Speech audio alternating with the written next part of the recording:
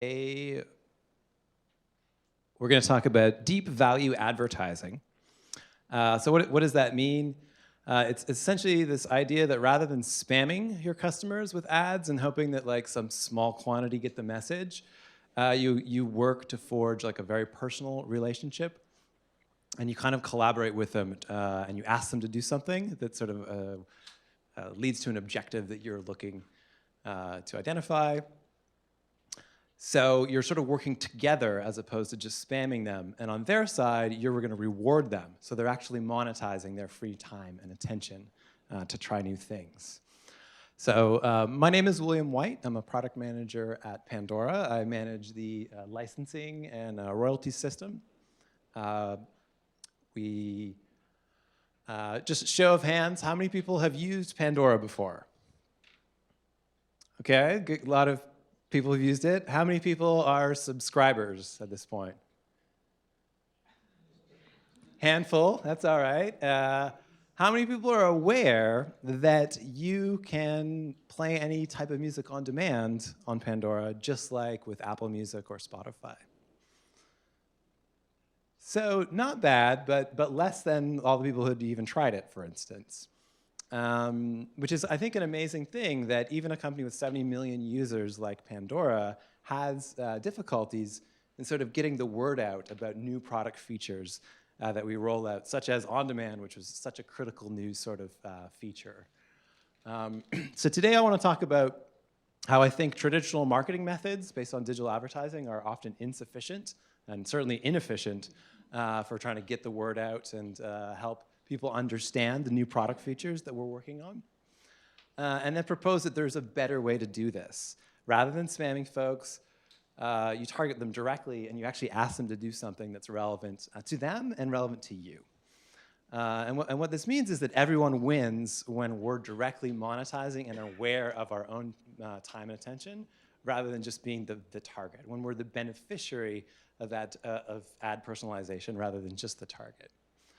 So if we look at digital ad spending, it's obviously just increasing and increasing and increasing. It's taken over TV, and it's now the #1 type of media spend. We have obviously Google and Facebook, who are just like behemoths in this space. And it is really amazing how much money is going through here, especially when you consider that it's so dysfunctional and inefficient. You know, you can't even see half the ads. And people generally find them really annoying. There's increasing use of ad blocking technology, fraud, inconsistent data, and obviously we have all these privacy concerns. And sometimes that's funny because, you know, as people working on these products, it's easy to think, oh, well, why wouldn't I want to just connect the dots and help people have more relevant experiences?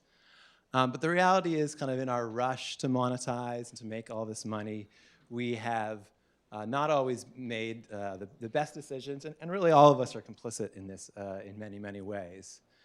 So perhaps that's an opportunity for us to think of a better way to connect with our customers, forge a deeper, more personal connection, more collaborative. And so that's what we call deep value advertising. Rather than paying a content owner for their eyeballs, pay the eyeballs directly and ask them to do something that's important to you. So something that's actually relevant and engaging for them. It's got to be something that would be enjoyable and make sense that they would do it. And something that's going to trigger a reward, drive lifetime value for that customer. So these types of ads, these experience very high CPM, but even higher ROI. And you can think of it like you're planting a seed. You know, you're getting people to do stuff such that it triggers future engagement or future understanding, just making them think about stuff and helping them understand your product, your idea, really by using it to discover all the new features that you've been working on. So this is all only possible because of kind of this new emerging movement of services that have developed that allow us to tap into this sort of all this excess free time we have. And you can think of this in terms of the time that it takes to actually complete the task.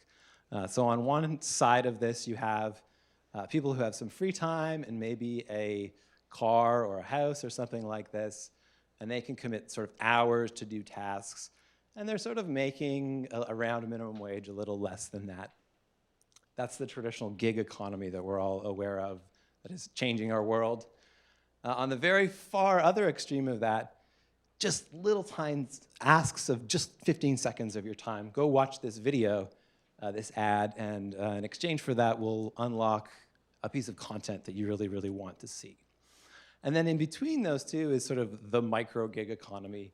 These are gigs, tasks that are sort of between maybe 30 seconds, and I really think this area, 30 seconds to 5 minutes, is this really, really interesting piece. Because you can actually get higher average hourly wages when you sort of stack up those smaller tasks. And it's sort of the right amount to just ask someone to go do a couple things on their phone. This is the other key thing here is they're on their phone, they could do this anywhere in the world at any time, basically. So what you're really talking about is having this ability to tap into the limitless potential of the human mind, because they're not just being bombarded with an ad, but they're actually buying into it. They're proactively engaging with the process and trying to collaborate and help you. And we're taking advantage of all this excess collective free time we have. Excess collective free time is kind of an interesting thing. You know, we haven't always had all this free time. And for the most part of it, we've spent it watching TV. So now we have all our children, we're all zombies to screens. And then the internet came along and has made this even more pervasive. But what the internet has also added is a level of interactivity. You know, people are coming together online, and they're actually collaborating, and they're helping each other out for not even a monetary reward. You know, there's all kinds of reasons why people do stuff online, and very few of them actually, only some of them have to do with money. So when we're trying to come up with a deep value advertising experience, it's not just about paying someone some amount of money to do something. You really have to think of how to present those asks such that they're resonating for these things that motivate people. And it's also a reason why people would do this in the first place, right? So what makes a good ask? It needs to be relevant to them. They need to understand why you would want to, you'd be asking it to them. And if it's not going to be relevant to them, you can't do a deep advertising experience with them. It should provide clear steps to complete and an objective of what you're trying to accomplish. And that objective should ideally trigger either future engagements or some other sort of attribute such that the response to the ask increases the lifetime value of that customer. So what does that actually look like? Well, so for instance, Pandora could ask people to search for and save 5 podcasts that they would be interested in. So this has a couple sort of things that it does. A lot of people don't know about podcasts. A lot of people don't know that you can access podcasts on Pandora.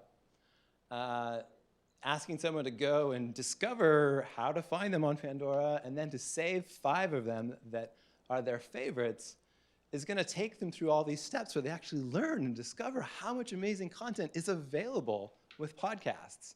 And then the fact that they've saved those 5 means the next day when they wake up and they open the app, those 5 are just sitting there, all already lined up. It's not an algorithm that has chosen that for them. They chose it themselves, and it could potentially trigger 5 hours of engagement from this one sort of 5-minute task you might have asked them to do.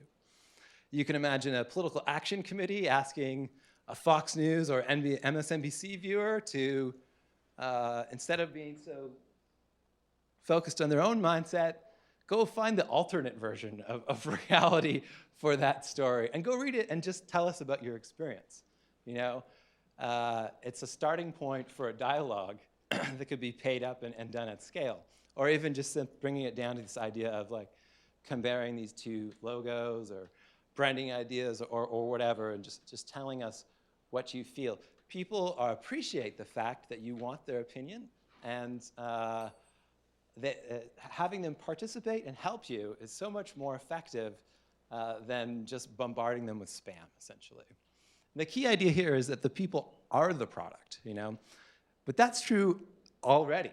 It's just, it's not so overt, but it really is overt under the hood, as you know, everywhere we go, with every click we make, there's just money being exchanged all the time. So this is just really bringing that to the forefront, which benefits all of us. You know, directly monetizing your own time and attention allows you to be the beneficiary rather than just the target of personalization. And potentially, rather than that money going to an ad exchange or some network, you can actually get that cut back and get a reward for it, such as access to premium content. And moreover, a sense of you're being in control as opposed to being a victim of all of this stuff that's going on. On the advertising side, there's a ton of benefits as well. Targeting, when people are opting into it and helping out and being proactive, leads to a higher ROI, less fraud, better results, basically. So let's dig into some examples here. On the reward side, I don't know if anyone has heard of premium access, but if you wanted to be able to play any song on demand with Pandora, and there's a lot of people that just are not into paying for subscriptions, and they always will be. So you can come and try to launch any song on demand, play it in real time. We'll throw up an ad, a 15-second ad. Once you've finished watching it, it unlocks a 30-minute session of premium, basically. So it's not just I watch an ad for 15 seconds and then I get to see the video I want. It's you watch the ad for 15 seconds and then you unlock this whole new experience. So it's really getting to almost this notion of a ledger where you accrue benefits for watching ads and then you get to pay out of that ledger to access premium content. And you can imagine how that model, if it was applied at the sort of internet level itself, could really be effective, because this is such an annoying, broken experience. You know, like you see a news story you're interested in, and you click on it, and it's like, you know, maybe you can go into incognito mode, and that'll work for a little bit. But the flip side is, like, who wants to pay $15 a month so you can read New York Times when you can go read, like, all the other stories on Google anyways? But maybe you would be more interested in watching some ads, maybe in a bunch, or that were relevant to you, and then accruing that reward and spending that to unlock this content. And there are services in place, such as the Brave browser, which uses the basic attention token, that can actually facilitate this today, assuming you had all those deals. In the Brave browser, it basically takes your attention and rewards you for it, and you can use it to potentially unlock content. So you can see how that would work. But for an idea like this to really work at scale, you would need a massive network and a massive set of collaborators that were all participating. And the other key thing here is you need to be able to have that sort of that ledger of credits and debits and microtransaction, real tiny transactions, and be able to do that at scale. Our traditional, like, fiat currency is obviously insufficient for that, and any type of really properly decentralized ledger is not going to be efficient enough to be able to do that. But there's a lot of really exciting developments going on here in that space where you can imagine how that could be used efficiently. So I'm really excited about this idea, so much so that myself and my co-founder Shamal started a company called Fluence to really explore this in greater detail. So with Fluence, what you can do is send anyone a video or a track and ask them to review it, ask them to do some questions, and you're essentially paying for them to do that. It's sort of validating this general concept. And it's been really, really interesting. We've had a ton of people using it and people who just really love it. So much so, we ran out of money but this thing would not die. It just kept running by itself. We even ran into some technical issues several months ago where our site went down, and it was down just completely 100% black for like a month. We put it back, we brought it back, and within an hour of it being back, we had like several orders just happened, including 2 orders that were over $100. So for us, this was like, wow, there really is this like demand for this product out there. And this seems like such a really exciting, interesting opportunity to be able to like try to do this at scale, like leverage this microgig economy capacity to build things at scale. The idea that as a startup or someone building products, you have the ability to bring on a workforce on demand at scale and then like shut it down on demand at scale, like you might do with a cloud server, for instance, is really, really compelling. I don't know if you guys do much data analysis, but it's almost like Hive for humans, right? Rather than spinning up VMs and having them running queries, you can literally spin up humans to go do all sorts of things, which could be very, very powerful. And really what we're getting at is this idea of like leveraging this massive untapped talent that we have, all the people that have free time, and allowing them to do something productive with that. Because at some point, you know, I don't know about you, but I spend a lot of time streamlining inefficient manual processes at work, which are essentially about getting rid of crappy human jobs and just automating it. We'll all need something good to do, and maybe there's a really exciting opportunity for people to just collaborate and help each other out more effectively to make that happen. So our key takeaways here are traditional marketing methods, digital advertising, not sufficient, certainly inefficient for really driving awareness of new product features and why people should use it. There's a lot of experiences where you really need to try it before you buy it. And instead of paying ad networks, you can target people to actually do stuff in real life using their phone, such as trying out your product. Offer them rewards and incentives to do it, and make sure that the tasks that they're doing are relevant and important to you. And as part of this, the ability for us all to directly monetize and be empowered to control our own time and attention is going to be of a great benefit to everyone. And that is deep value advertising.